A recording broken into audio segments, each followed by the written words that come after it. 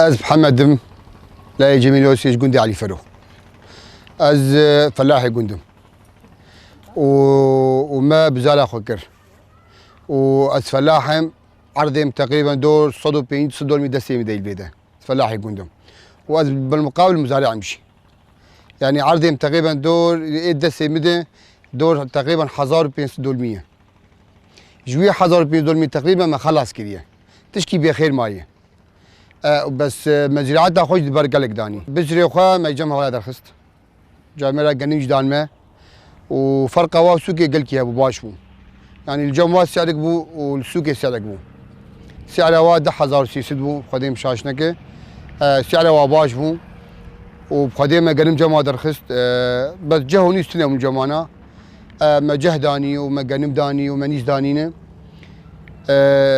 مازوتا آلات زراعيه اجود كارا مازوتا سقي بالكدابن بس اما قسم التراكتورة هي نقطنا دانما حتى يلو بام كتما هاد وازداده وما نيفي جوتي خو خلاص كدي هي مادونا دانما وام لوافا قريانجي ام دنا قلا لوافا قريان مجلستا قرباويجي قو ان شاء الله ما بيدا بكون وحتى يلوجي هين تدن جوانا هاتيه وام نظام كابي تشي سبب ام نظام. مناطقنا مناطق شمال وشرق سوريا عانت من سنتين جفاف كانت قاسية كثير وأثرت على القطاع الزراعي بشكل عام بشقيه النباتي والحيواني. طبعا بالشق الحيواني مثل ما نرى أنه تراجعت أعداد الثروة الحيوانية بشكل كبير نتيجة الجفاف اللي حصل. كمان أثر الجفاف على الشق النباتي وتراجع الإنتاج. نحن نقدر نقول الأراضي البعلية كانت صفر إنتاج والأراضي المروية كمان تأثرت إنتاجيتها بالجفاف اللي حصل.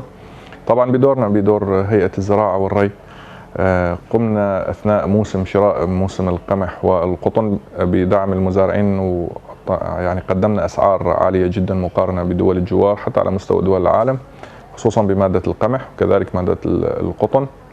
طبعا غيرنا المقاييس كمان وعدلنا بالمقاييس الشراء ليكسب المزارع أكبر قدر ممكن من الكمية الموردة له بفاتورته بأسعار كانت مناسبة جدا. طبعا نقدر نقول إلى حد ما كان موسم توريد كان جيد جدا نتيجة للتعديلات اللي أجريناها. كمان على شكل بالنسبة للقطاع الزراعي وبالنسبة للخطة الزراعية نحن مع بداية الموسم الزراعي جهزنا خطة زراعية على مستوى شمال وشرق سوريا وأصدرناها بتاريخ 15/9 تحدد نسب المحاصيل المزروعة بمناطق الاستقرار الموجودة بمناطق شمال وشرق سوريا. طبعا هاي الخطة تتناسب مع كميات البذار اللي بدأنا بتوزيعها للأخوة المزارعين ولغاية تاريخه كمان نحن عم نوزع سواء البذار أو سماد.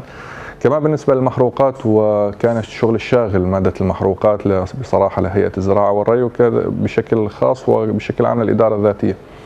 نحن يعني عقدنا عدة اجتماعات مع الإدارة العامة للمحروقات بشمال وشرق سوريا مع المجلس التنفيذي مع المجالس التنفيذية بالإدارات الذاتية والمدنية لوضع آلية محددة آلية يعني نقدر نقول مرنة لتوزيع المحروقات ولتلافي الأخطاء السابقة اللي حدثت بالسنوات السابقة.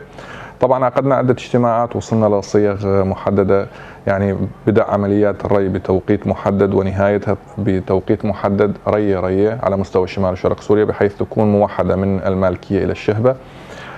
طبعا هاي الإجراءات نحن بدأنا بتنفيذها وحاليا نحن جاري العمل عليها. طبعا المحروقات إن شاء الله ما راح تكون في أزمة نتيجة الآلية اللي وضعناها ونقدر إن شاء الله نوعد الأخوة المزارعين بعام زراعي أفضل من السنوات القادمة بتوفير مستلزمات الإنتاج.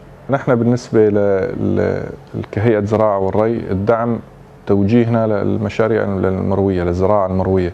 الزراعة البعلية نحن أكيد ما راح ننساها. طبعا نحن عم نوزع بذار ونوزع سماد كمان للمزارعين الأراضي البعلية وكذلك الأمر بالنسبة للأراضي المروية بالإضافة للمحروقات. يعني البعل ما يحتاج محروقات لكن المحروقات يعني تتجه باتجاه الأراضي المروية.